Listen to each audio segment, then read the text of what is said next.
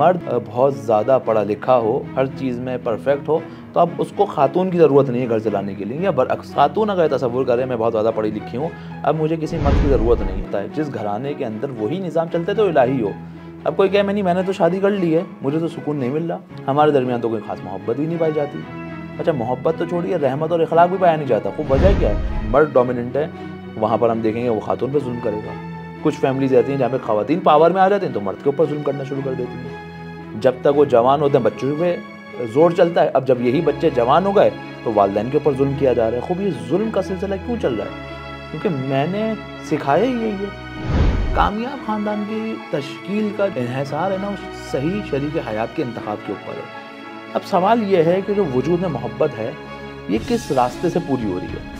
ये उस रास्ते से पूरी हो रही है जो खुदा का बताया हुआ रास्ता है, या उस रास्ते से पूरी हो रही है जो हराम रास्ता है? हमारे यहाँ एक प्रॉब्लम जिसकी वजह से घराने बर्बाद होते हैं और उनके अंदर वो स्पार्क ख़त्म हो जाता है जो स्पार्क होना चाहिए एक कपल के दरमियान, उसकी एक बड़ी वजह यह है कि हमारी सोसाइटी के अंदर इन कपल्स को, इस जोड़े को प्राइवेसी नहीं दी जाती। मसलन क्योंकि अक्सर औकात जॉइंट फैमिली सिस्टम होता है, लेकिन जॉइंट फैमिली सिस्टम के अपने कुछ फ़वाइद हैं और कुछ नुकसान हैं।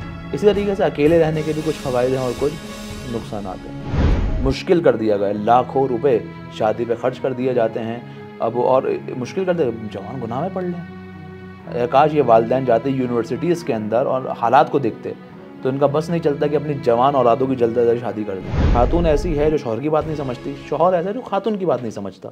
एक दूसरे को उस तरीके से नहीं समझ पा रहे तो उसका राह हल क्या है? लोग क्या कहेंगे इससे बाहर आकर मेरे लिए क्या इम्पोर्टेंट है, खुदा क्या चाहता है, ये बहुत इम्पोर्टेंट है। तो ये आखिरी बात बहुत इंपॉर्टेंट है। जहाँ मैंने ये देखा कि मेरी ज़िंदगी सख्त होती जा रही है, जहाँ मैंने देखा कि मुझसे मामला नहीं संभल पा रहे, जहाँ मैंने देखा कि मामला और बिगड़ते जा रहे हैं, बस फ़ौरन किसी ऐसे शख्स की तरफ रुजू करें जो आपकी प्रॉब्लम को सॉल्व करने में आप मदद कर सकता हो। औज़ु बिल्लाहि मिनश शैतानिर रजीम, बिस्मिल्लाहिर रहमानिर रहीम। तमाम हज़रात की खिदमत में अस्सलाम वालेकुम। उम्मीद है आप तमाम हज़रात खैरियत से होंगे। और जिस मौजू पे गुफ्तगू करना करार है, वाक़ईन अगर आज की दुनिया में इसको अहम तरीन मौजू कहा जाए तो गलत नहीं होगा। आप सब जानते हैं कि हालात दुनिया के किस तरफ जा रहे हैं। जो वाक़यात और हालात हमारे सामने रूनुमा होते हैं, अक्सर वालिदैन का सवाल औलाद की तरबियत के हवाले से, आपसी ताल्लुक़ के हवाले से, और फिर सबसे अहम जब हम इस दुनिया में निगाह डालते हैं तो हम बढ़ते हुए तलाक़ के रेशो को देखकर हैरान और परेशान होते हैं कि इस तरह से किस तरह मुमकिन है कि ये मुख्तलिफ़ स्टेट्स जो हैं वो हमें नज़र आते हैं कि कितने परसेंट रोज़मर्रा की ज़िंदगी में हर रोज़ इस तलाक़ के अंदर इजाफ़ा होता जा रहा है। इसकी एक बड़ी अहम वजह ख़ुद ये भी है कि हम क्योंकि उन मारिफ़ से नाशना हैं जो खुदाबंद मुताल ने कुरान में हमारे और आपके लिए बयान किए, और फिर बाद अज़ कुरान बाद अज़ रसूल किस तरीके से हमारे पास 12 अइम्मा और उनकी ज़िंदगी हमारे नमूना अमल थी, लेकिन हमने उसका हक़ अदा नहीं किया। जब भी कोई कानून इंसान परवरदिगार मुताल से हट के ख़ुद बनाना चाहता है तो उसके अंदर ये नक़ाइस हम देखते हैं कि मौजूद रहते हैं। क्या ही बेहतर होता कि जिस तरीके से परवरदिगार को हम मालिक मानते हैं, परवरदिगार को हम खालिक मानते हैं, हम अपनी ज़िंदगी के हर हिस्से पे चाहते कि परवरदिगार ही हमारे ऊपर हुकूमत करे और हम उसके बताए हुए सलीके और बताए हुए तरीके पे अमल करते हुए अपनी ज़िंदगी को गुजारते। तो ये मुश्किलात जो आज हम अपनी ज़िंदगी के अंदर देखते हैं हमें नहीं मिलती। आज का जो मौजू है, एक मुकदमा आपकी खिदमत में अर्ज़ करूँ, फिर अपने असली मौजू की तरफ जाऊँगा। देखें, जिस तरीके से घर का जो यूनिट है वो अफराद पर होता है, यानी मुख्तलिफ़ अफराद मिलते हैं तो एक घराना तश्कील पाता है, एक फ़ैमिली बनती है। इसी तरीके से जब मुख्तलिफ़ फैमिलीज़ मिलती हैं तो एक सोसाइटी तश्कील पाती है, यानी सोसाइटी का यूनिट फ़र्द नहीं होता बल्कि एक घर होता है, घराना होता है, खानवादा होता है, फैमिली होती है। बस ज़रूरी है कि अगर हम चाहते हैं एक बेहतरीन माशरे को तश्कील देना तो उसका हर यूनिट बेहतरीन होना चाहिए। हमारी इनफरादी ज़िंदगी में अगर हम बेहतरीन होंगे तो बेहतरीन घराना तश्कील पाएगा, और जब ये मुख्तलिफ़ बेहतरीन घराने मिलेंगे, बेहतरीन ख़ानदान मिलेंगे, बेहतरीन मुख्तलिफ़ फैमिलीज़ मिलेंगी तो एक बेहतरीन सोसाइटी को हम तश्कील दे सकते हैं। और इसका आगाज़ जो होता है वो एक मर्द और एक औरत से, ख़ातून से किया जाता है। घराने का आगाज़ यानी स्टार्टिंग पॉइंट एक मर्द और एक औरत। अगर खुदा ना खास्ता ये दोनों में से कोई एक तरबियत याफ्ता ना हो, इन दोनों में से कोई एक ऐसा ना हो जो इस्लामी उसूलों को, जो घर चलाने का इस्लामी उसूल है, एक फ़ैमिली को तश्कील देने के इस्लामी कवानीन है, उस पर पूरा ना उतरता हो, तो क्या नतीजा निकलेगा? तो नतीजा ये निकलेगा कि उसकी फैमिली डिस्टर्ब होगी। और फिर ये सिलसिला यहाँ पे नहीं रुकेगा, बल्कि ये बढ़ता है बढ़ते बढ़ते बढ़ते वहाँ तक पहुँचेगा कि उसके असरात हमें सोसाइटी के ऊपर नज़र आएंगे। मसलन देखिए, ये इस तरीके से है कि परवरदिगार मुताल, जैसे मिसाल आपकी खिदमत अर्ज़ करूँ, फैक्ट्री में कोई शख्स काम करता हो और हर शख्स का फैक्ट्री में ये काम है कि जो फैक्ट्री है ये मिसाल के तौर पे मैंगो जूस, आम का जूस बनाती है। कहा गया कि इसमें एक शख्स है जो चीनी डालेगा, एक है जो दूध का इस्तेमाल करेगा और एक है जो ख़ास मकदार के अंदर आम को उसके अंदर डालेगा, ताकि इन दी एंड जो प्रोडक्ट निकल के आए वो एक बेहतरीन आम का जूस है। अब अगर उसके अंदर कोई एक शख्स भी, सब नहीं, कोई एक भी अगर अपनी ज़िम्मेदारी को पूरा ना करे, खुदा ना खासा चीनी की जगह नमक डाल दे, आम की जगह किसी और फल का इस्तेमाल करे, तो जो एंड रिज़ल्ट होगा, जो आखिरी प्रोडक्ट होगी, वो क्या हो जाएगी? वो डिस्टर्ब हो जाएगी। परवरदिगार मुताल ने हमें कहा इलाही माशरा बनाने का। अब इसके अंदर एक एक इंडिविजुअल इंपॉर्टेंट है। क्यों? क्योंकि एक इंडिविजुअल का असर जो है वो उसकी फैमिली पे पड़ेगा और मुख्तलिफ फैमिली के असरात हम माशरे के ऊपर देखेंगे।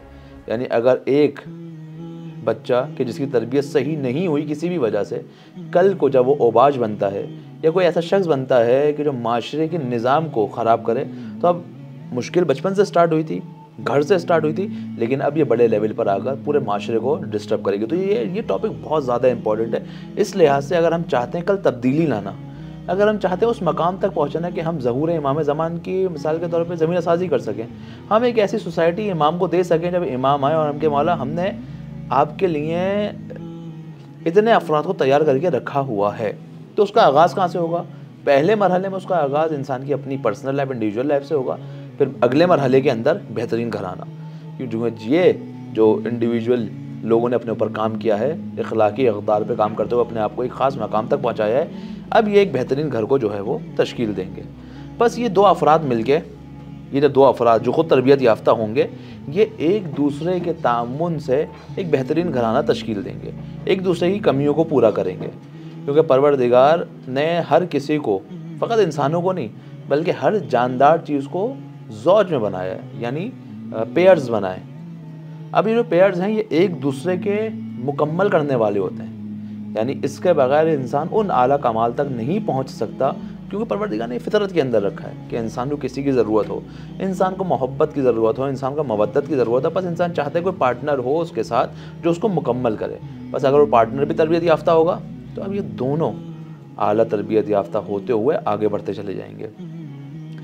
ये जो अब दोनों तरबियत याफ्ता होकर आगे बढ़ रहे हैं, एक दूसरे की मदद कर रहे हैं, किसके अंदर? एक दूसरे की मदद कर रहे हैं कि हम एक बेहतरीन घराना तश्कील दें। और यकीन रखिए, ये जो बेहतरीन घराना तश्कील दिया जा रहा है, ये माशरे की आला और बेहतरीन खिदमत है, क्योंकि इससे बड़ी कोई चीज़ हो नहीं सकती। बस ये जो दो अफराद हैं जो तरबियत याफ्ता होंगे, एक दूसरे की फ़िक्री मदद करेंगे, एतक़ादी मदद करेंगे, दोनों मिलके जो है वो अपनी ज़िंदगी के मुख्तलिफ़ हिस्सों पे गौर व फिक्र करेंगे और यहाँ तक कि उस नस्ल को आगे बढ़ाएंगे जो नस्ल इमाम को चाहिए। बस अब इस घराने के अंदर कोई मुश्किल आ जाए तो असर इस घराने पे नहीं रुकेगा। ये ना समझिए कि एक घराने पे इसका असर है, हमारी कोताही ने माशरे पे इसका असर डाला। बस हम अगर देखें, जब से परवरदिगार मुताल ने जहान को खल्क़ किया, उससे लेके अब तक मर्द और औरत ने मिलकर एक ख़ानदान, जो घर आपस में एक रिलेशन बनाया, उसको हमने घराने का नाम दिया। आसान ज़िंदगी गुजारी और फिर ज़िंदगी गुजारते हुए आखिरी हिस्से में जब वो दुनिया से रुखसत हुए तो हमने देखा कि उन्होंने कुछ एक ऐसे प्रोडक्ट्स को दिया कि जिन्होंने माशरे को आगे लेके चलना और बेहतर बनाना। यानी अगर यहाँ पर काम हो जाए तो फिर सिलसिला यहाँ रुकता नहीं है, नस्लों के अंदर जाता है। मुख्तलिफ़ रिवायतें भी हम इस ज़िल के अंदर देखते हैं। मसलन वो मशहूर व मारूफ़ रिवायत के मौला कायनात की कि अगर इल्म मर्द तक पहुँचता है तो इल्म घर की दहलीज़ में आता है, लेकिन अगर इल्म, वही इल्म जो है वो अगर ख़ातून के अंदर चला जाए तो वो सिर्फ घर की दहलीज़ में नहीं आता, बल्कि नस्लों के अंदर उसकी पेनिट्रेशन जो है वो मौजूद होती है। बस जो आज हम काम अपने घर के साथ कर रहे हैं, घर के स्ट्रक्चर को जो हम डेवलप कर रहे हैं, ये फ़कत हमारे 50-60 साल दौर के लिए नहीं है, बल्कि नस्ल दर नस्ल इसका इम्पैक्ट हम देखेंगे हमारी फैमिली में ही पड़ेगा और इसी तरीके से पूरी सोसाइटी के ऊपर इसके असरात रोनमा होंगे। बस अब जो कुरान की निगाह के अंदर घराने कहते किसको हैं? घराने में जो 3 अहम उन्सर कुरान ने बयान किए वो क्या है? सबसे पहले शौहर और बीवी, ये एक हिस्सा, दूसरा हिस्सा माँ बाप और तीसरा हिस्सा औलाद। ये 3 ज़ावियों से देखा जा सकता है एक घराने को, 3 डायमेंशन से हम इस पर तवज्जो कर सकते हैं। अब इनका आपसी ताल्लुक़ कैसा होता है, ये किस हदफ के तहत आगे बढ़ रहे होते हैं, किन चैलेंजेस को पार कर रहे होते हैं, किस तरह से कर रहे होते हैं, अपनी ज़िंदगी में कैसे फ़ैसले ले रहे होते हैं, ये तमाम की तमाम चीज़ें जो हैं वो कुरान ने हमारी हिदायत के लिए बयान फरमाई। परवरदिगार मुताल की निगाह में, कुरान की निगाह में एक बेहतरीन घराना कैसा होता है। इस मुकदमे के साथ अब पर कुरान क्या चाहता है, कैसा हमारे घराने को देखना चाहता है। कुरान की निगाह में घराना यानी क्या, हम देखते हैं कि सूरह फुरक़ान की आयत नंबर 74 में परवरदिगार मुताल इरशाद फरमाता है, बिस्मिल्लाहिर्रहमानिर्रहीम, वल्लज़ीना यक़ूलूना रब्बना हब लना मिन अज़वाजिना व ज़ुर्रियतिना क़ुर्रता अय्न वजअलना लिलमुत्तक़ीना इमामा। ऐ परवरदिगार, हम दुआ करते हैं। ये कौन दुआ कर रहे हैं? हम अफराद दुआ नहीं कर रहे, माशरे के बेहतरीन अफराद दुआ कर रहे हैं। क्या कह रहे हैं परवरदिगार हमारे रब, हमें अपनी बीवियों और औलाद के से आँखों की ठंडक अता फरमा। यानी हमारे जो रिलेशंस हैं, ये जो भी आपके सामने का 3 रिश्ते, माँ बाप, मियाँ बीवी और औलाद, इन तीनों को ये हिस्सा कवर करता है। यानी हमारे घर में हमारी ज़ौजात को और औलाद को हमारे लिए आंखों की ठंडक करा फरमा, हमें मुत्तकीन का पेशवा बना। यानी ये गुफ्तगू कोई आम अफराद नहीं कर रहे, बल्कि माशरे के अम्बिया कह रहे हैं कि क्योंकि जब तक घर में ऐसा माहौल प्रोवाइड ना हो, घर में आंखों की ठंडक करार ना पाएँ, मुमकिन ही नहीं है कि माशरे में वो इम्पैक्ट डाल सके जो वो डालना चाहते हैं। या आपने देखा होगा, मतलब खुदा ना खास्ता अगर कोई शख्स हो, वो किसी ख़ास मकाम पर हो और वो कहे कि मिसाल के तौर पे फ़लाँ काम सही है, फ़लाँ, फ़ौरन पलट के होता है कि आपके घर का माहौल कैसा है, आपने इस काम को ना। तो बहरहाल शुरुआत घर के माहौल से होती है और उसका असर फिर आगे चल के और बढ़ता है।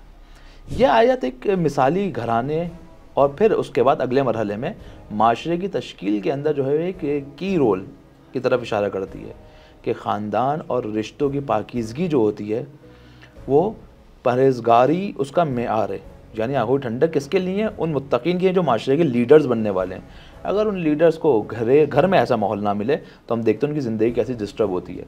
आप हज़रत नूह अलैहिस्सलाम की मिसाल मौजूद है, हज़रत लूत अलैहिस्सलाम की मिसाल मौजूद है कि घर वालों के साथ ना देने की वजह से, बिलखुसूस ज़ौजा के साथ ना देने की वजह से कितनी मुश्किलात का सामना इन दोनों बुज़ुर्ग वालों को, दोनों अम्बिया को करना पड़ा। बस माशरे के मुस्लिहीन ख़ास अम्बिया भी ये कोशिश रही है कि घर के निज़ाम को, स्ट्रक्चर को मजबूत बनाए, पायदार बनाए। क्योंकि ये आमिल है, ये एक बेहतरीन रास्ता है किसका? सआदत तक पहुँचने का। बस आज की दुनिया के अंदर हम देख रहे हैं इस्तराब है, इंतशार है। साइंस जितनी ज़्यादा तरक्की करती जा रही है, ख़ानदानी निज़ाम के अंदर उतना ही बिगाड़ आता जा रहा है, टूट फूट का शिकार होती जा रही है। खूब इसकी वजह क्या है? ये अफादियत क्यों खो रहा है ख़ानदान?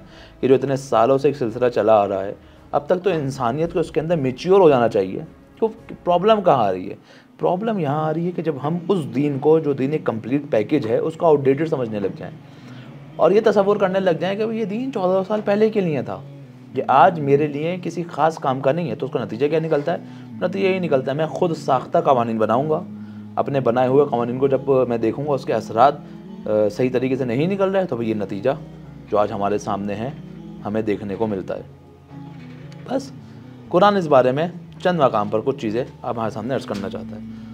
हम देखते हैं कि इस्लाम ने ख़ानदान की तश्कील बहुत ज़्यादा अहमियत दी है। खूब इसकी क्या वजह हो सकती है? मसलन अगर मैं आपसे पूछूं कि ये जो इस्लाम ख़ानदान की तश्कील में इतनी ज़्यादा अहमियत कायल, इसकी क्या वजह हो सकती है?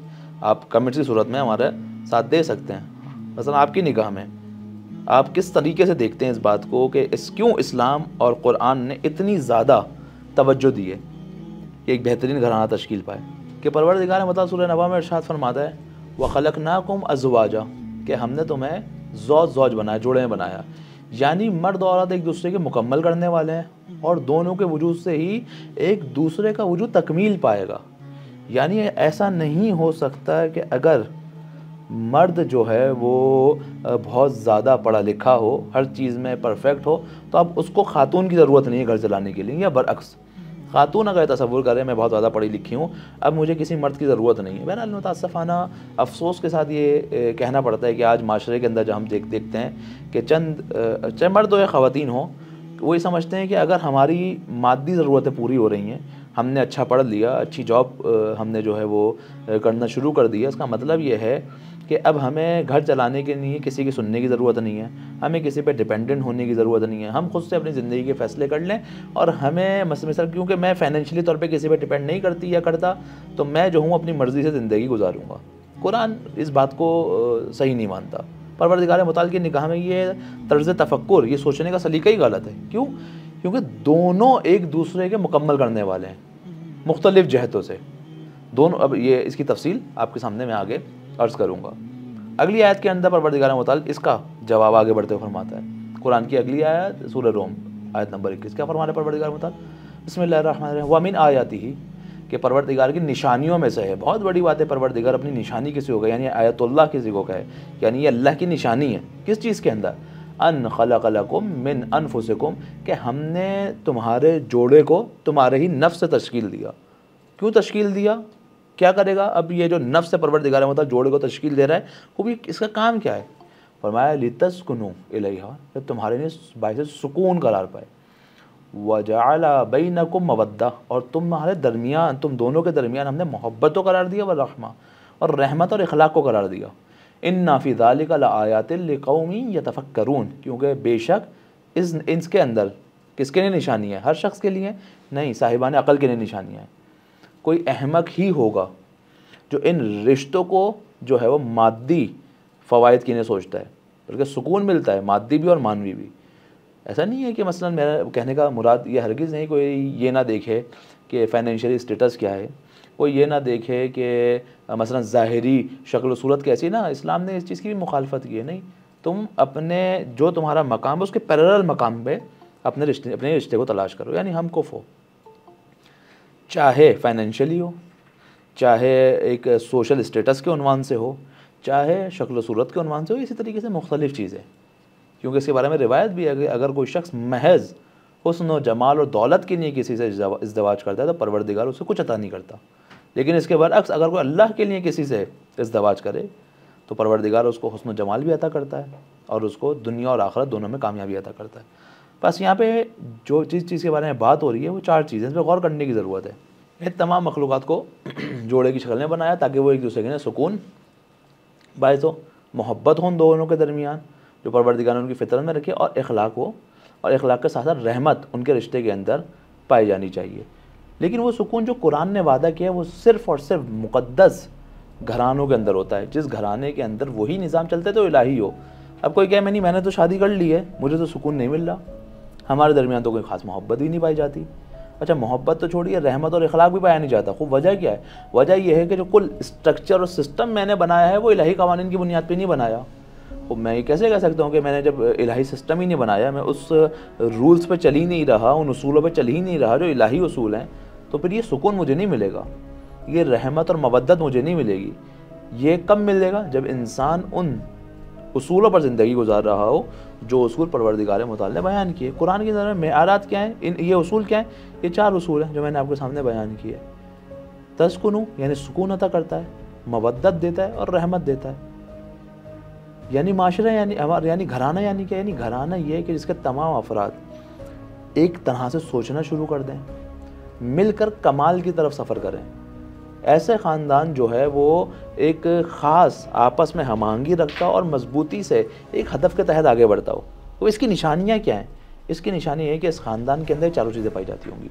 सबसे पहली चीज़ सुकून है, एक दूसरे के लिए बाइस सुकून बने, बाइस इस्तराब ना बने कि ऐसा हो कि इत्मीनान ना हो घराने के अंदर, बल्कि इस्तराब पाया जाता हो। एक शख्स ऑफिस से वापस आए और ये सोचकर ऑफिस में जानबूझ के लेटा क्योंकि घर जाऊंगा तो वह सुकून नहीं है। औलाद और बीवी भी घर में हो कि अच्छा है घर से बाहर हैं, क्योंकि घर आएंगे तो घर का सुकून ख़त्म हो जाएगा। यानी आपस में जो ताल्लुक़ है, आपस में जो राब्ता है वो ऐसा है कि जो इस्तराब बढ़ा रहा है मुसलसल, और उसके अंदर किसी भी किस्म का कोई इत्मीनान ही पाया नहीं जाता। तो ये जो है वो एक वाक़ईन किसी भी घराने की बहुत बड़ी नाकामी है कि किसी भी एक फ़र्द के लिए इंसान ऐसा तसव्वुर करे कि वो बेसुकूनी का बायस बन रहा है या घराने को डिस्टर्ब करने का बायस बन रहा है, चाहे वो खातून हो, चाहे वो मर्द हो, चाहे वो औलाद हो या वो वालिदैन हो, जो भी हो, जिस डायमेंशन से, जिस जहद से भी आप इसको देखना चाहें। तो पहली चीज़ क्या है? सुकून होना चाहिए।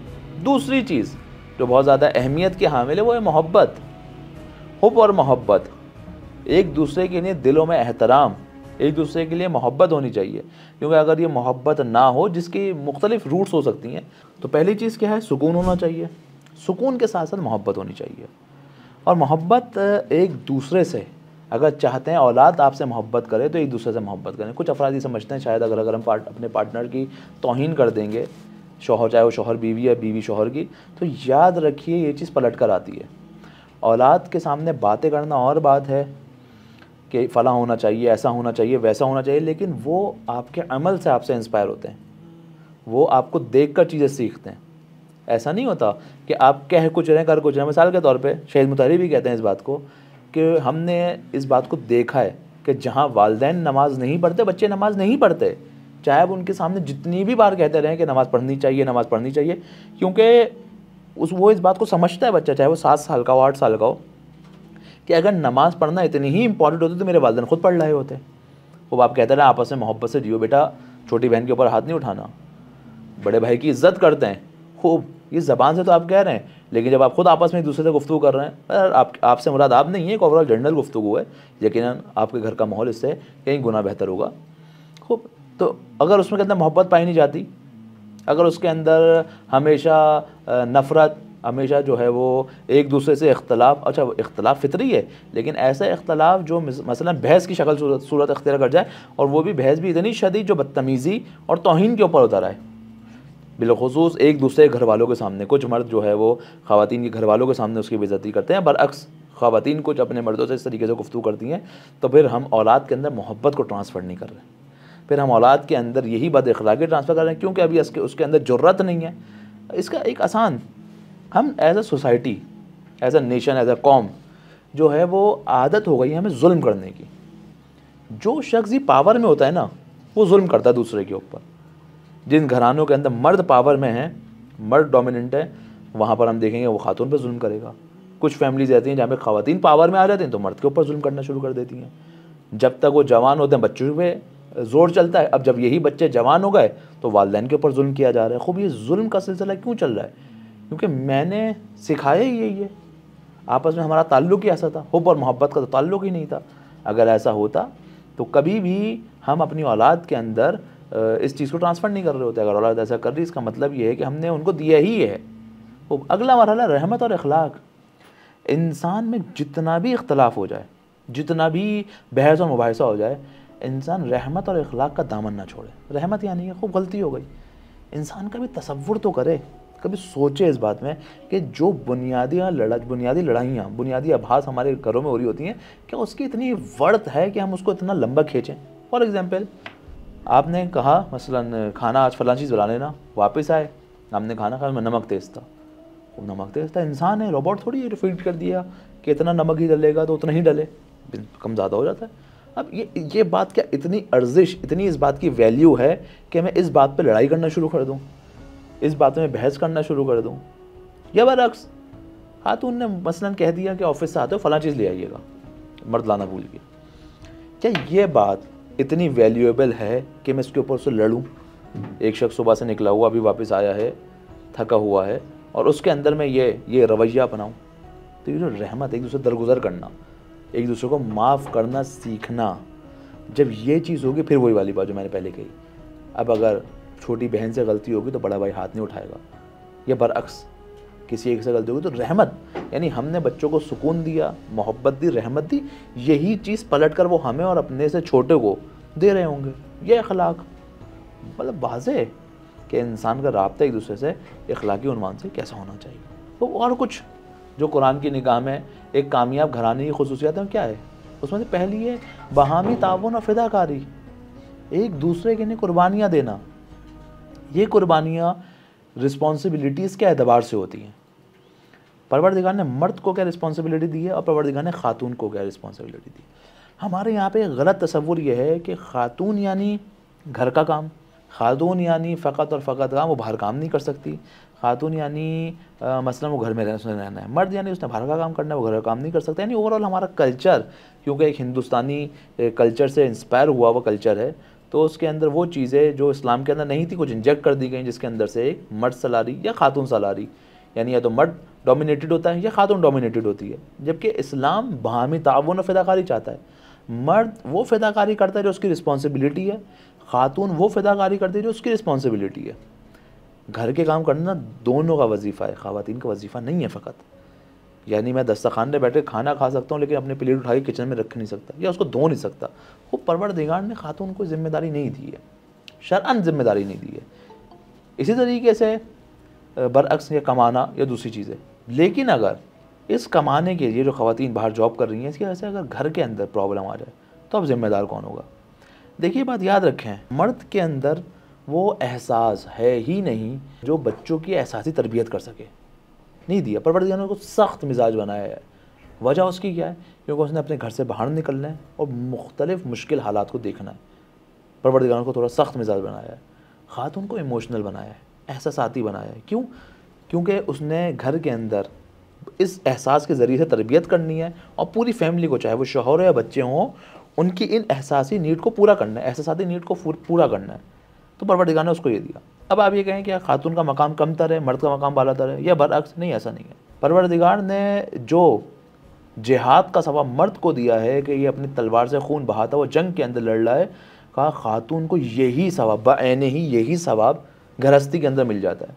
क्योंकि गृहस्थी करना कोई आसान काम नहीं है, खामा खा के ताने सुनना कोई आसान काम नहीं है, बच्चों के नखरे उठाना कोई आसान काम नहीं है। परवरदिगार ने इसके अंदर वही सवाब दिया है जो जिहाद का सवाब है। इसका मतलब क्या है? यानी परवरदिगार की निगाह में मर्द अफजल या खातून अफजल नहीं है। परवरदिगार की निगाह में वो अफजल है जो अपनी रिस्पॉन्सिबिलिटी को पूरा करता हो। अब वो रिस्पॉन्सिबिलिटी अगर मर्द के लिए जिहाद है तो खातून के लिए गृहस्थी है। वो गृहस्थी करते हुए उस मकाम पर पहुँचती है जिस मकाम पर ये शख्स, ये मर्द जो है वो जिहाद करता हुआ पहुँचा, ये कमाता हुआ पहुँच रहा है। दूसरी चीज़ जो बहुत ज़्यादा अहम है, एक अगला उसूल बेहतरीन घराने का, वो क्या है? एहतराम और मशवरे से काम लेना। परवरदिगार नहीं चाहता कि घर के अंदर किसी एक का रोल ऐसा हो जाए जो बाकियों पर हावी हो और वो अपनी मर्ज़ी से ज़िंदगी को गुजारे। रसूल खुदा जैसी शख्सियत, हर तरीके से कामिल, बादस खुदा अगर कोई बेहतरीन, अफजल तरीन और कामिल तरीन मौजूद रसूल खुदा है। परवरदिगार ने हुक्म दिया मशवरे का। जंग खंदक वाक़या आप लोगों को याद है, वो खुद फैसला नहीं कर सकते थे, नहीं कर तो सकते थे, फिर वजह क्या है? ये रिश्तों को मजबूत करने के एक तरीका और एक सलीका है, ये बॉन्ड को मजबूत करने का एक तरीका है। एहतराम करें, आपस में मशवरा करें। जंग ओहद में क्या हुआ? रसूल खुदा का क्या था? राय क्या थी कि हम मदीने में रहते हैं। कहा नहीं, मदीने में नहीं, हम बाहर जाके लड़ेंगे। अक्सर जवान थे, रसूल खुदा ने कबूल किया। इन्होंने आगे कहा कि यार रसूल, आपको हमारी बात मानना ज़रूरी नहीं है, हमने तो अपनी राय पेश किया। रसूल ने कहा नहीं, अब फैसला हो गया, ठीक है, मेरी राय ये नहीं थी, लेकिन अब तो क्योंकि तुम लोगों ने फैसला किया है, तुम लोगों की मैं राय का एहतराम करता हूँ, उसके मुताबिक अमल करें। ये सही तरीका होता है एक रिश्ते को मजबूत करने का। वो बड़े पैमाने की विलायत है पूरे माशरे पर, शौहर और बीवी की छोटे पैमाने की विलायत है, लेकिन है तो विलायत ही ना, कि आपस में एक दूसरे से स्ट्रॉन्ग बॉन्ड होना। अब एहतराम के ज़रिए से शौहर ने कोई ऐसा मशवरा दे दिया जो मुझे नहीं समझ आ रहा, कोई बात नहीं, अगर इसको अंजाम दे दिया जाएगा तो उसमें फ़ायदा ज़्यादा है, नुकसान ज़्यादा है? फ़ायदा ज़्यादा है।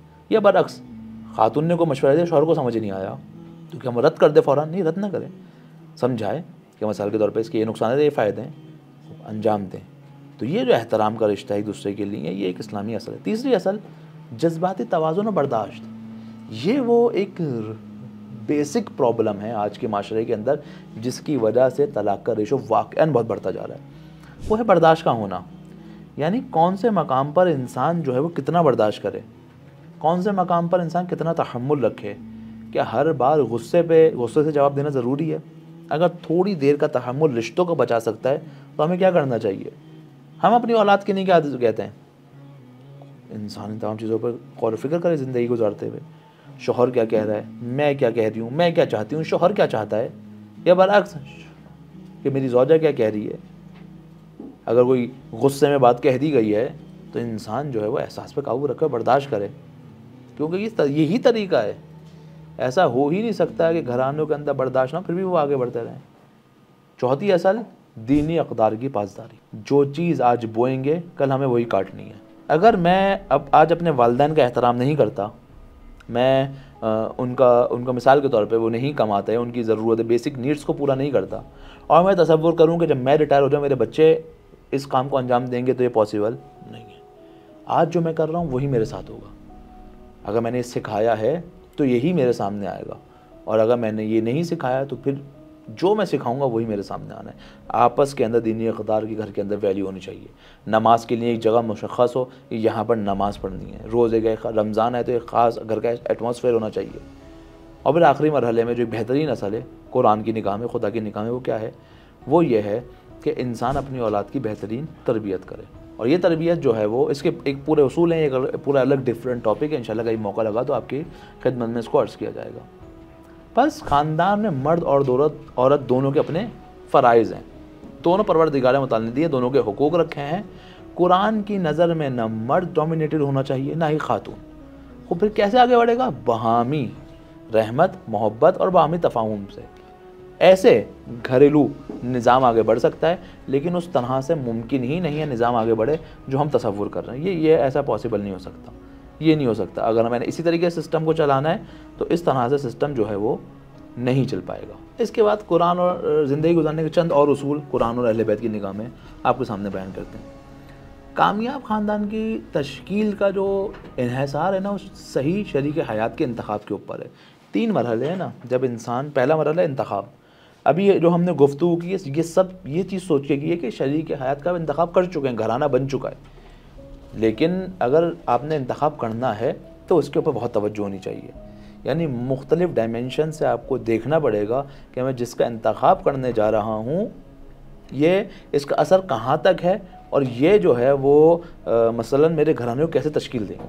अगर इधर गड़बड़ हो जाए, अगर ये इब्तदाई कदम दुरुस्त ना उठाया जाए तो आइंदा की मंजिलें ख़राब हो जाती हैं। अगर ये पहला उसूल सही हो जाए, सही मेआरात की बुनियाद पर इंतखाब कर लिया जाए, जो मेआरात इस्लाम ने क्या बयान किया, वो मशहूर व मारूफ, ईमान हो, इखलाक हो, तकवा हो, सेहत हो, ये जैसे चंद मेआरात हैं निकाह के लिए। अगर मैं इसको नज़रअंदाज कर दूँ किसी भी फ़ायदे के लिए, तो इसका नुकसान क्या होता है? वो अभी हमने जो चीज़ें देखी, पूरा घराना बर्बाद, पूरा हमारे आपसी ताल्लुक़ बर्बाद, और फिर ये मसला अगली नस्लों तक मुंतकिल होगा। हज़रत मोहम्मद बाक़िर अलैहिस्सलाम ने अपने जद्द बुज़ुर्गवार यानी रसूल खुदा से रिवायत करते हुए फरमाते हैं कि इस्लाम में कोई इमारत अल्लाह को इतनी नहीं पसंद जितनी ज़्यादा शादीशुदा घराना या इज़्दिवाज पसंद है। क्यों? क्योंकि इसने ही तो आगे चल के सोसाइटी को तश्कील देना है ना। ये फ़कत यहाँ का बात नहीं है, बल्कि ये मामला आगे का मामला है। बस चंद और उसूल। पहली असल जो किसी भी घराने को कामयाब नाकाम बनाती है वो है इश्क़ इज़्दिवाज। यानी मर्द और ख़ातून एक दूसरे से मोहब्बत करना फ़ितरी और इंसानी अमल है, और परवरदिगार ने इस मोहब्बत और मवद्दत को इंसान के वजूद में डाल दी। ये वजूद में है इंसान के। अब सवाल ये है कि जो वजूद में मोहब्बत है, ये किस रास्ते से पूरी हो रही है? ये उस रास्ते से पूरी हो रही है जो खुदा का बताया हुआ रास्ता है, या उस रास्ते से पूरी हो रही है जो हराम रास्ता है? अगर परवरदिगार के बताए हुए रास्ते से ये मोहब्बत पूरी हो रही है और इंसान उस तरीके से सुकून हासिल कर रहा है जो इलाही उसूल हैं, तो फिर जो है वो उसके इस रिश्ते के अंदर जो है वो इश्क व मोहब्बत का उन्सुर ज़्यादा पाया जाता है। यही जो है वो इनके आपसी रिश्ते को जो है वो स्ट्रॉन्ग करता है। हमारे यहाँ एक प्रॉब्लम जिसकी वजह से घराने बर्बाद होते हैं और उनके अंदर वो स्पार्क ख़त्म हो जाता है, जो स्पार्क होना चाहिए एक कपल के दरमियान, उसकी एक बड़ी वजह यह है कि हमारी सोसाइटी के अंदर इन कपल्स को, इस जोड़े को प्राइवेसी नहीं दी जाती। मसलन क्योंकि अक्सर औक़ात जॉइंट फैमिली सिस्टम होता है, लेकिन जॉइंट फैमिली सिस्टम के अपने कुछ फ़वाइद हैं और कुछ नुकसानात हैं। इसी तरीके से अकेले रहने के भी कुछ फ़वाइद हैं और कुछ नुकसानात हैं। जब इंसान इन रिश्तों के साथ रहता है, मसलन जॉइंट फैमिली सिस्टम में रहता है, तो इसका एक अच्छा फ़ायदा ये होता है औलाद की तरबियत के अंदर हमें बहुत हेल्प मिलती है। क्यों? क्योंकि मिसाल के तौर पे इस बच्चे के दादा दादी साथ होते हैं, तो उनका जो ज़िंदगी भर का तजुर्बा होता है ये अपनी औलाद की तरबियत के लिए जो है वो उसको इस्तेमाल करते हैं। लेकिन अगर ये ना हो, अब मैं अकेला हूँ, मैं मसरूफ़ हूँ ऑफ़िस के कामों में, ख़ातून मसरूफ़ है घरेलू में, या वो भी अगर जॉब कर रही है, जो भी मसाइल, तो उसके अंदर वो इश्क व मोहब्बत आगे मुंतकिल नहीं हो पाती जो होनी चाहिए थी। लेकिन जबकि दादा दादी, नाना नानी, ये मामा चाचा, ये जो जॉइंट फैमिली के अंदर रिश्ते साथ मौजूद होते हैं, इसका एक बड़ा फ़ायदा ये होता है, इन रिश्तों का होने का बड़ा फ़ायदा है कि जो औलाद के अंदर ये इश्क व मोहब्बत आगे मुंतकिल होना चाहिए ना, वो हो जाता है। लेकिन इसका नुकसान, एक बड़ा नुकसान ये है कि हम जब एक इस तरीके से ज़िंदगी जो जॉइंट हो उसके अंदर हम स्पेस नहीं देते, और फिर प्राइवेसी के अंदर हम जो है दखल अंदाजी करना शुरू कर देते हैं। यहाँ पर रिश्तों के अंदर इख्तलाफ आना शुरू होता है। अब इस पर इसका क्या राह हल होना चाहिए हमें, ये डिपेंड करता है हमारे कल्चर, जिस एरिया से हम ताल्लुक़ रखते हैं पाकिस्तान में या हिंदुस्तान में, और हम किस शहर में मौजूद हैं, वहाँ पर क्या कल्चर डेवलप है, मैं इसको कैसे कंट्रोल कर सकता हूँ, ये मर्द का काम है। वो देखे कि मैं इसको किस तरीके से बैलेंस कर सकता हूँ। ठीक है, हम जॉइंट फैमिली में रहते हैं, लेकिन हमारे कुछ प्राइवेसी होनी चाहिए, हमारा कुछ वक्त होना चाहिए जिसमें हमारी आपसी गुफ्तगू होनी चाहिए, जो भी बहरहाल होते हैं। और फिर निकाह की अहमियत, जो ये हलाल तरीके से ये इश्क आगे मुंतकिल हो, उसकी सबसे बड़ी दलील खुद रसूल की हदीस, जो अक्सर निकाह पढ़ाते हुए उलमा बयान पढ़ते हैं इसको, कि रसूल खुदा की हदीस को, अन निकाह सुन्नती, निकाह मेरी सुन्नत है, फ़मन रग़िब अन सुन्नती फ़लैसा मिन्नी, बस जो भी इससे दूरी इख्तियार करता है, इसकी तरफ रग़बत नहीं रखता, यानी मेरी सुन्नत की तरफ रग़बत नहीं रखता, फ़लैसा मिन्नी, वो मुझसे नहीं है। तो ये इसका एक खुद एक पुर अहमियत, इसी तरीके से कुरान में इरशाद फरमाता है परवरदिगार मुताल, ये भी जो है वो मारूफ़ आयत है जो पढ़ी जाती है दौरान निकाह ख़ानी, जब अक़्द पढ़ा जा रहा होता है, कि तुम में से जो भी शादीशुदा ना हो, जिसका अक़्द ना हुआ हो, निकाह ना हुआ हो, उनके निकाह करवा दो।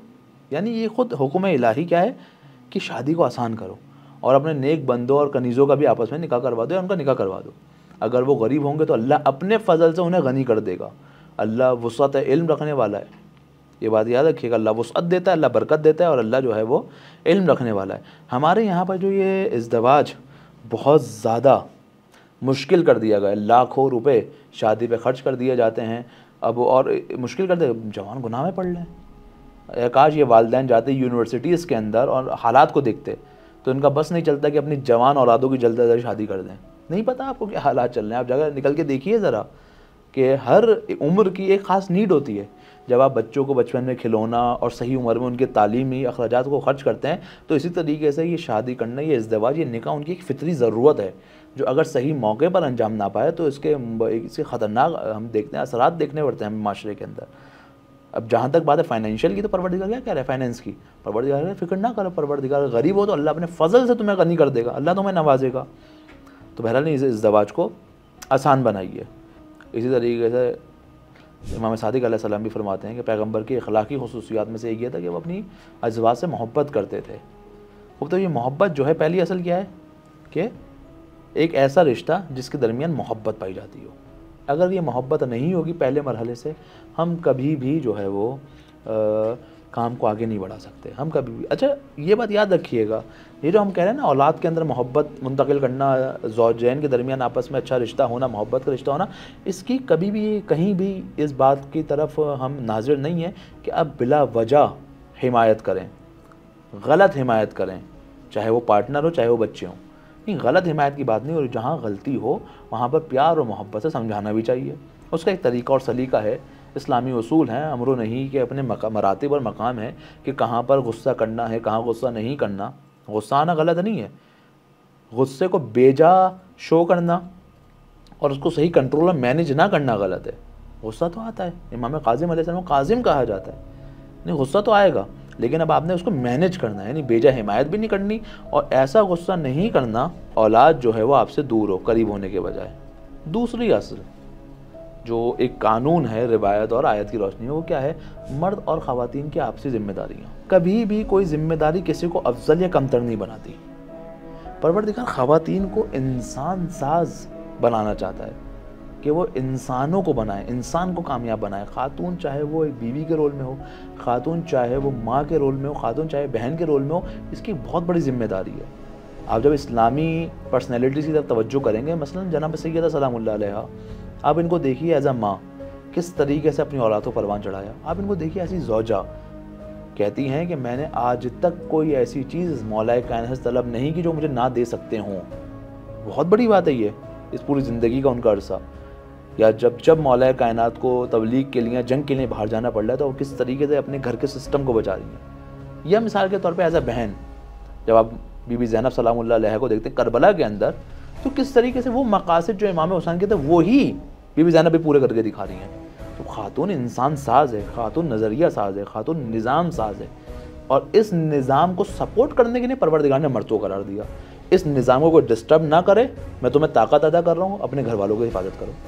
इस सिस्टम को किसी तरीके से कोई कमी ना हो, मैं तुम्हें थोड़ा सा सख्त मिजाज बनाऊँ ताकि तुम अच्छा कमाओ और इनकी हिफाजत करो। खूब ये क्या है, ये दोनों का मिलके काम है। यानी निज़ाम खातून बनाती है, उसको रन करती है, और परवरदिगार ने मर्दों को ये काम दिया कि उसकी हिफाजत करें। यही वजह है कि परवरदिगार फरमाता है कि अर्रिजालु कव्वामून अलन निसा, कि हमने मर्दों को कवि बनाया है ख़वातीन के मुकाबले पर। क्यों कवि बनाया? फजीलत दी है, नहीं, फजीलत नहीं दी। परवरदिगार ने उसको मिसाल के तौर पे मकामात के अंदर फजीलत नहीं दी, इंदल्लाह फजीलत नहीं दी। यानी ऐसा नहीं है कि अगर मर्द कमा के ला रहा है तो खातून से रुतबे में बुलंदर हो गया, नहीं नहीं, मजबूत बनाया, कव्वाम बनाया ताकि वो हिफाजत कर सके, अपने माल को खर्च कर सके। लेकिन अगर वो अपनी इस रिस्पॉन्सिबिलिटी को पूरा नहीं करेगा तो यकीनन खातून से कमतर है, उस खातून से जो अपनी जिम्मेदारियों को पूरा कर रही है। बस असल चीज़ क्या, दोनों का अपनी जिम्मेदारियों का पूरा करना। इसके बाद अब ये जो सिस्टम बन गया इसकी हिफाजत, तीसरी असल जो बहुत ज़रूरी है। ऐसा ना हो कि छोटी छोटी चीज़ों के ऊपर जो है इंसान इस जिम्मेदारी को तबाह को बर्बाद करते। घर की हिफाजत बहुत ज़रूरी है। अगरचे इस इंतखाब के अंदर गलती ही क्यों ना हो जाए, वो गलती हो गई, क्या करूँ मैं, फ़ौरन तलाक ले ली जाए? नहीं, इस गलती को बेहतर बनाया जाए। इंतखाब के अंदर गलती हो गई, चाहे खातून हो या मर्द हो, अब क्या करें। खातून ऐसी है जो शौहर की बात नहीं समझती, शौहर ऐसा है जो खातून की बात नहीं समझता, एक दूसरे को उस तरीके से नहीं समझ पा रहे। तो उसका राह हल क्या है? इसका राह हल ये कि एक दूसरे के साथ गुफ्तगू की, इंशाल्लाह राह हल आगे आएंगे। लेकिन इसको फ़ौरन ख़त्म करने की उसमें ना जाएंगे फ़ौरन तलाक लेके ख़त्म कर दो मामला, नहीं, राह हल ये नहीं है। क्यों? क्योंकि ये तो वो मामला है कि गलती अगली दफ़ा भी हो सकती है, उसके बाद भी हो सकती है, वो इसके बारे में रिवायत मौजूद हैं। परवरदिगार मुताल इंसान को मुख्तलिफ़ तरीके से आज़माता है और उस आजमाइश का एक जो उन्सर है वो क्या है, वो ऐसा शरीक हयात होना है जो उसको ना समझता हो या गलत हो। ये इसका इम्तहान है। इसके मुकाबले पे कैसी ज़िंदगी गुजारता है, तहम्मुल करता है नहीं करता, हमने जो उसूल बताया उसके ऊपर चलता है या नहीं चलता। ये बात खातून उसको सब तहम्मुल करती है नहीं करती। ये बेहतरीन इम्तहान में से, बरतरीन इम्तहानातों में से एक इम्तहान है। कि कुरान में परवरदिगार मुताल फरमाता है कि औलाद और माल जो है वो आजमाइश हैं, ये आजमाइश है इंसान के लिए। अब मुमकिन है ये आजमाइश परवरदिगार मुताल कभी आसानी के ज़रिए से लेता है, कभी सख्ती के ज़रिए से लेता है। रिवायत हमारे कुरान की आयत मौजूद है, वह बलौनाहुम बिल हसनाती व सय्यात, कभी परवरदिगार तुम्हें जो है वो आसानी के ज़रिए से आजमाता है और कभी सख्ती के ज़रिए से आजमाता है। ये जो बहुत अच्छी शरीक हयात मिल गई, अच्छा शरीक हयात मिल गया, चाहे खातून है मर्द हो, ये ना समझे ये इम्तहान नहीं है, ये भी इम्तहान है कि अब जब बेहतरीन रिश्ता आपस में मिल गया था, आपने माशरे के अंदर कैसी औलाद को परवान चढ़ाया, आपने मिलकर राह खुदा के अंदर कितना सफ़र तय किया। ये इम्तहान है, बहुत सख्त इम्तहान है। इसके मुकाबले पर ऐसी खातून मिल गई, ऐसा शौहर मिल गया जिससे इख्तलाफ बहुत ज़्यादा है, वो ये भी इम्तहान है। लेकिन कैसे, इसमें क्या इम्तहान है, एक दूसरे को कैसे तहम्मुल किया, किस तरीके से बर्दाश्त किया, इस्लामी कानून पे कितना अमल किया। तो बहरहाल ख़ानदान को मुस्तहकम करने के लिए इसकी हिफाजत बहुत ज़्यादा ज़रूरी है। क्योंकि बाज़ औक़ात हम ये छोटा सा हिस्सा, छोटी सी चीज़ को तहम्मुल अगर कर लें तो उसके बड़े नताइज हासिल होते हैं। ऐसा नहीं है कि मसलन आप जो हैं वो जल्दबाजी के अंदर कोई फ़ैसला करें, ना इंतखाब का फ़ैसला जल्दबाजी में होना चाहिए, ना छोड़ देने का फ़ैसला जल्दबाजी के अंदर होना चाहिए, बल्कि दोनों चीज़ें एक दूसरे के साथ पैरेलल चलें और मामलात वक्त के साथ साथ बेहतर हो जाते हैं। ये बुज़ुर्गान ने अपने तजुर्बे से हमें सिखाया है। अब इस घराने के अंदर जो एक बेहतरीन नसासा परवरदिगार अता करता है, जो इन उसूलों पर चलता है, वो खुद औलाद है। यह औलाद जो है वो बाइस तस्कीन और सुकून भी है, और यह औलाद बहुत बड़ा इम्तहान भी, एक नेमत इलाही है। जो नेमत परवरदिगार दे रहा है, आपने उसको कैसा इस्तेमाल किया। ऐसा तो नहीं किया कि उसको ख़राब कर दिया। इसका बहुत सख्त सवाल होगा। जो माशाल्लाह कसीर औलाद हैं वो भी परवरदिगार, जिनके पास औलाद नहीं, परवरदिगार उनको जद औलाद सालेह अता फरमाए, बेहतरीन औलाद अता फरमाए आप लोगों को। लेकिन यह एक सख्त इम्तहान है कि परवरदिगार आपको एक फ़ितरतन मुसलमान और फ़ितरतन एक ख़ास और बिल्कुल खालिस और पाकीज़ा बच्चा अता फरमा रहा है, और जब वो इस दुनिया से जा रहा है उसकी कैफियत क्या है, ये आपकी ज़िम्मेदारी है कि इस पाक फ़ितरत को इस्तेमाल करते हुए हमने उसको कैसा परवान चढ़ाया। खुदा न खास्ता ऐसा ना हो कि परवरदिगार हमें एक पाक फ़ितरत बच्चा अता कर रहा है और हम उसको बिल्कुल ही जो है वो बिगाड़ दें। उसका एक सख्त इम्तहान और जवाब देना है। तो ख़ानदान एक मुक़द्दस इदारा है, मोहब्बत, रहमत और बाहमी ताउन से कायम होता है। इस्लाम इसकी तश्कील की और इसकी हिफाजत पर बहुत ज़्यादा ज़ोर देता है। रसूल अल्लाह सल्लल्लाहु अलैहि वसल्लम और मासूम अलैहिस्सलाम की सीरत में हमें ख़ानदानी ज़िंदगी को बेहतरीन तरीके से पेश करते। चाहे आप पूरी हदीसें किस्सा उठाएं, सबसे ज़्यादा पढ़ी जाने वाली हदीस है किस तरीके से बीबी कलाम कर रही है मौला कायनात से, अपने वालिद से, अपने बच्चों से, या कुर्रत आइन है मेरी आंखों की ठंडक। इसको इन कवानीन को अप्लाई करें ज़िंदगी में। ये फ़कत सुनने और सवाब के लिए नहीं है, ये हमें बताने के लिए है कि हमने अपनी गृहस्थी किस तरीके से चलानी है, हमने अपने शौहर से कैसे गुफ्तगू करनी है। जनाब सैयदा मौला कायनात तो अक्सर या अबुल हसन कहती थी। जानते हैं क्यों? मौला के बहुत से अलकाबात हैं, क्योंकि ख़ुद फरमाते हैं कि क्योंकि मौला कायनात को पसंद था कि जनाब सैयद उन्हें या अबुल हसन कहें, तो उसी नाम से पुकारती थी जो मौला कायनात को पसंद। तो ये आपसी रिश्ते के अंदर मोहब्बत और इसकी हिफाजत बहुत ज़्यादा ज़रूरी है। को अब प्रैक्टिकल ये तो खूब ठीक है, कुल्लन आप कहें कि भाई एक आपने आयत सुना दी, रिवायत सुना दी, प्रैक्टिकली इसको मैं अपनी ज़िंदगी में कैसे अप्लाई करूँ, इसकी एप्लीकेशन क्या होनी चाहिए, किस तरीके से हम जो हैं वो अपने इस रिलेशन को बेहतरीन बना सकते हैं, ये जो आपस में हमारा रिलेशन है किस तरीके से बेहतर हो सकता है। चंद चीज़ें, उसमें से सबसे पहली चीज़ क्या है, हुकूक़ और फ़राइज़ का बाहमी एहतराम। यानी फ़िक़्ह शिया में मियाँ और बीवी दोनों के वाज़ेह हुकूक़ हैं, बिल्कुल क्लियर हुकूक़ हैं, चाहे वो हक़ महर हो, नान व नफ़क़ा हो, शोहर का हक़ अताअत हो, मारूफ़ की हुदूद हो, ख़वातीन का वो अमाल जिसके ऊपर उसकी ज़िम्मेदारी है, कुछ अमाल वो हैं जो उसके ऊपर ज़िम्मेदारी नहीं है, शरीयत ने वाजिब नहीं किए, लेकिन क्या जनाब सैयदा की सीरत में कैसे मिलता है। घरों के कामों में आपस के अंदर इन कामों को जो है वो किस तरीके से मुनसिफ़ाना तक़सीम हुई या नहीं हुई। ऐसा तो नहीं है दोनों में से किसी एक के ऊपर बहुत ज़्यादा लोड हो और दूसरा बहुत ज़्यादा पुरसुकून ज़िंदगी गुजार रहा हो। खूब ये जो है वो एक घराने को डिस्टर्ब करता है। अमली काम पहला आपने ये करना है कि आपस के अंदर तमाम उमूर को इस तरीके से डिस्ट्रीब्यूट करना है कि आप लोग एक बेहतरीन घराने को तश्कील दे सकें। दूसरी चीज़ गुफ्तगू व मुशावरत, कुरान करीम में भी है ना कि आपस में एक दूसरे के साथ क्या नाम है तकवा और भलाई के अंदर ताउन करो, एक दूसरे को तलकीन करो, एक दूसरे के साथ खुल कर गुफ्तगू करो, यानी डायलॉग्स जो हैं वो ओपन होने चाहिए, एक दूसरे के दिल में कोई गुफ्तगू बात ना रखी हो, ओपन इज़हार हो, उसमें औलाद की तरबियत हो, माली मनसूबाबंदी हो, किस तरीके से हमने फाइनेंस को आगे बढ़ाना है, रिश्तेदारों से कैसे ताल्लुकात होने चाहिए, फ़लाँ तुम्हारी वालदा ने मुझे ये कह दिया, घर के अंदर ये मसला हो गया, तो इसको दिल में रखने के बजाय एक दूसरे से खुल कर गुफ्तगू करें। ये जो खुल के गुफ्तगू करना है ये अमली तौर पर घराने को बेहतर बनाता है, बानिस्बत इसके दिल में रखें। और अगर कोई बात आपके मिजाज के ख़िलाफ़ भी जा रही हो, कि मिसाल के तौर पे मेरे पास मेरा एक मिजाज है, उसके मुकाबले पर सामने वाला कोई मुझसे गुफ्तगू कर रहा है, तो तहम्मुल करें, सुने सामने वाले की बात को। ये तहम्मुल करना, एक दूसरे की बात को सुनना, अच्छा कम्युनिकेशन होना, ये एक रिश्ते को मजबूत बनाता है। दूसरी चीज़, पहला हुकूक़ के फ़राइज़ और हुकूक़ को अदा करना बाहमी एहतराम व ताउन के साथ। दूसरा, आपस में गुफ्तगू व मशवरत। तीसरा, इखलाकी और रूहानी तरक्की में एक दूसरे की मदद करना। शिया तालीमात में किरदार साजी के ऊपर बहुत ज़्यादा काम किया गया है कि इंसान का किरदार कैसा होना चाहिए, उसका सब्र, उसकी वफ़ादारी, एक दूसरे से गुफ्तगू से मसलन दरगुजर करना, एक दूसरे पे इजबार नहीं करना, ज़बरदस्ती ना करना। मौला कायनात क्या फरमाते हैं कि बेहतरीन ख़वातीन वो हैं, यानी बेहतरीन खातून वो है जो खुश रहती है और खुश रहने देती है, यानी खुश रखती है।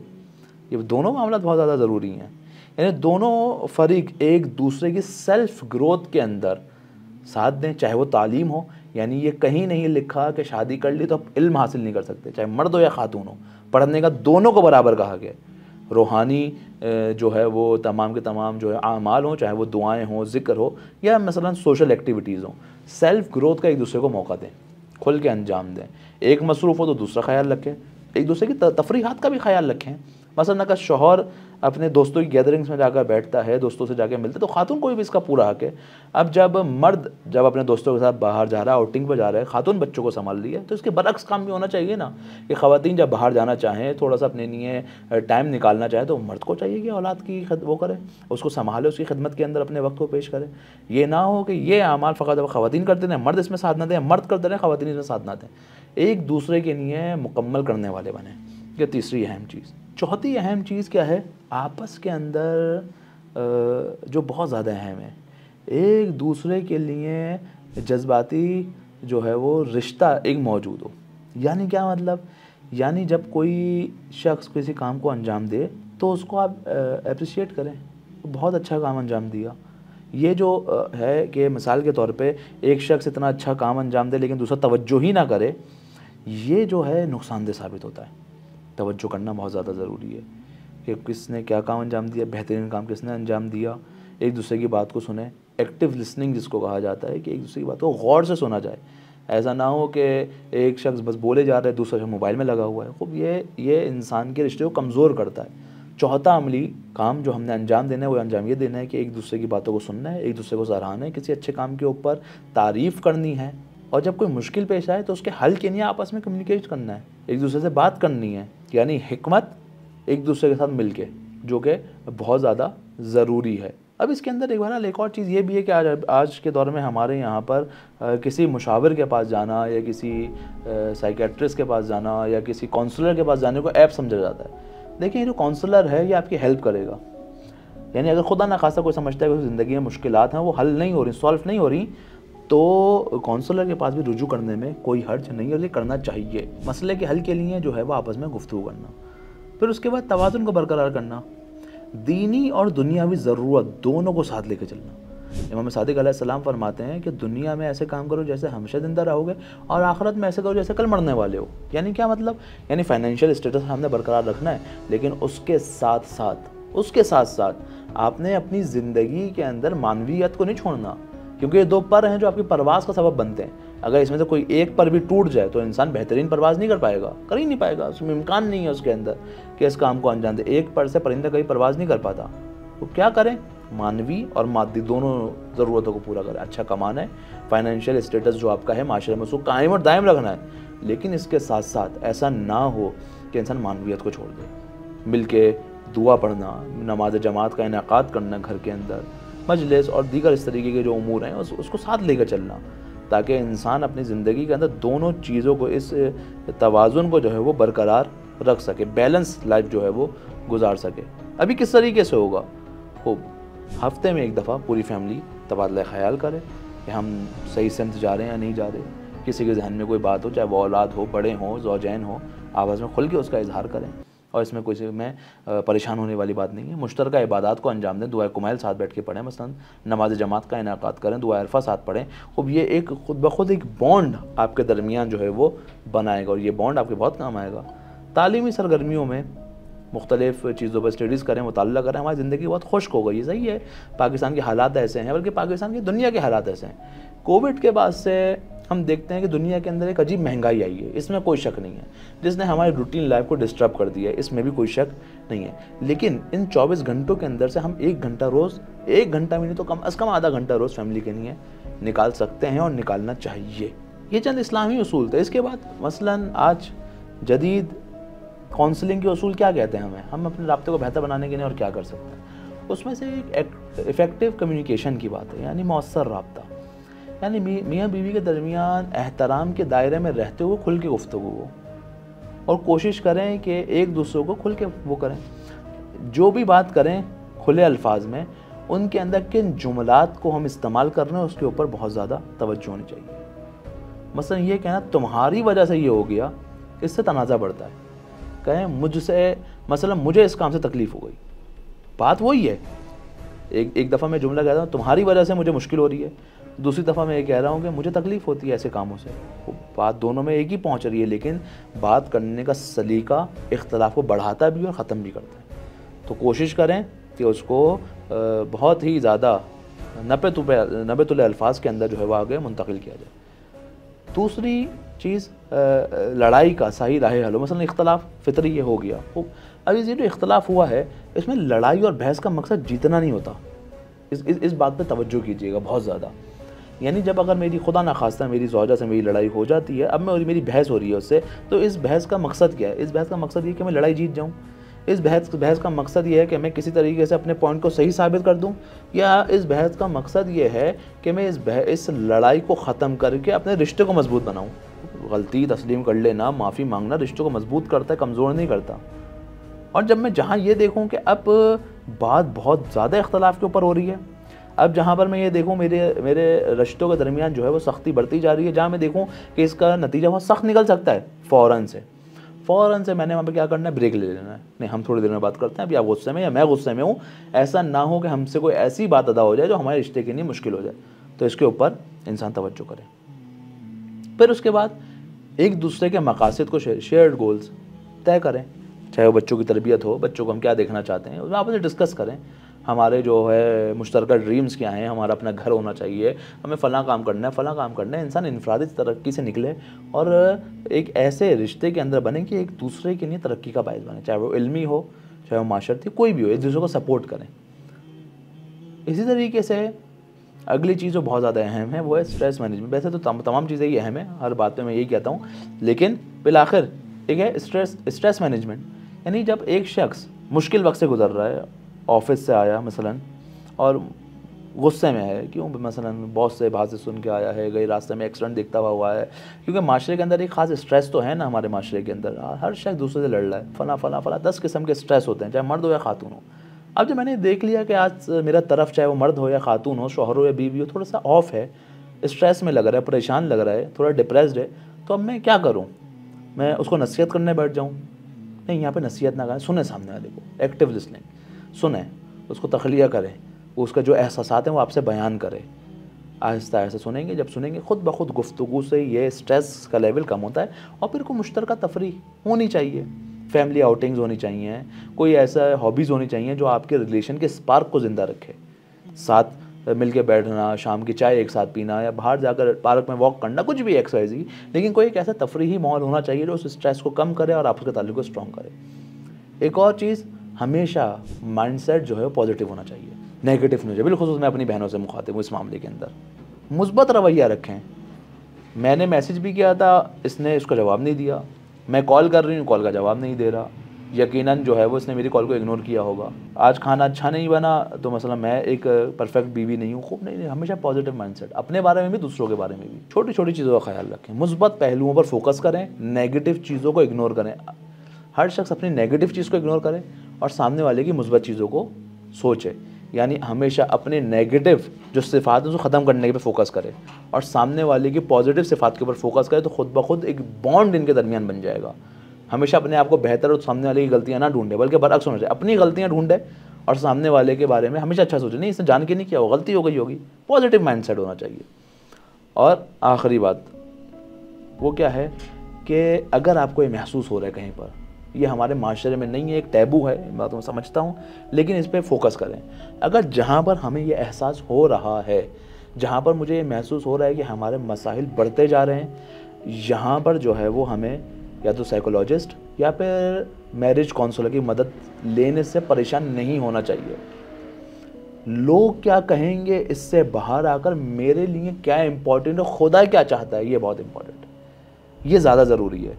लोग आज कहेंगे कल खामोश हो जाएंगे, लेकिन अगर कोई एडवाइज़र, कोई मैरिज काउंसलर, कोई साइकोलॉजिस्ट आपके रिश्ते को, आपके घराने को बेहतर बना सकता है, तो इसके अंदर किसी शर्म की ज़रूरत नहीं, किसी यार की ज़रूरत नहीं है, क्योंकि ये मशवरा लेना और मशवरा करना खुद इलाही उसूलों में से एक उसूल है। फ़कत और फ़कत इस रिश्ते में नहीं, मुझे कैरियर समझ नहीं आ रहा क्या इंतखाब करूँ, मशवरा करो। इस चीज़ के बारे में इल्म नहीं रखता, क्या करूँ भाई, जो शख्स इल्म रखता है उससे मशवरा करो। तो ये आखिरी बात बहुत इंपॉर्टेंट है। जहाँ मैंने ये देखा कि मेरी ज़िंदगी सख्त होती जा रही है, जहाँ मैंने देखा कि मुझसे मामलात नहीं संभल पा रहे, जहाँ मैंने देखा कि मामलात और बिगड़ते जा रहे हैं, बस फ़ौरन किसी ऐसे शख्स की तरफ रुजू करें जो आपकी प्रॉब्लम को सॉल्व करने में आपकी जो है वो मदद कर सकता हो।